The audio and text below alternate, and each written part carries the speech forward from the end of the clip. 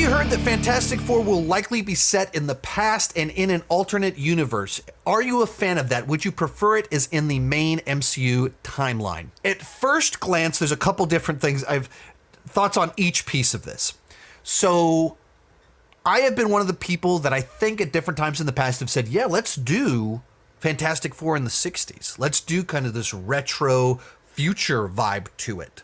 That's kind of what works for The Incredibles. And so there's already a movie you can kind of like borrow from some ideas there. But because it is true Fantastic Four in the MCU, of course, it would be wildly different from The Incredibles. But you can borrow some of that aesthetic. I think setting X-Men First Class in the 60s makes it stand out. So I've always really loved that idea.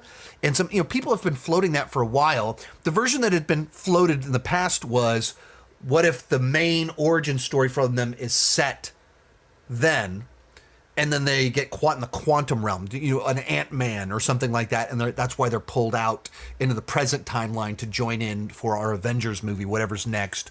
Or maybe even it starts in the 60s, but whatever gives them their powers has this transferring effect that they appear in the modern timeline, something like that. Kevin Feige appears to have said that it's set in the 60s, it's not on the main MCU timeline.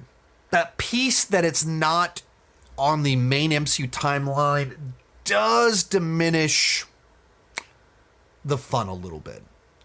When you get to the point in time where we're in where the MCU multiverse means that the Sony Spider-Man movies are multiverse, Fox X-Men is multiverse. When you reach that point in time where everything is multiverse to the MCU, and then you say, we're also on a different universe, it just loses a little something. It's not quite as exciting. It's got even kind of the same reason that, the what if episodes can be really interesting little novelties, but there's just these little pocket things. How much does it really matter? That's when I kind of first feel when they give that answer. It's slightly less exciting if it's not in the main timeline.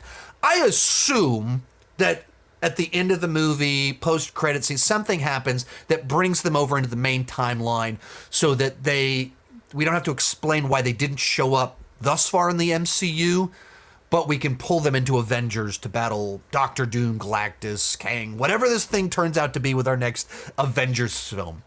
So I'm a little, I need to see what they're doing with it. Some of like that, set in the 60s, I think that's a good idea. Some of that, different universe, I'm less thrilled about.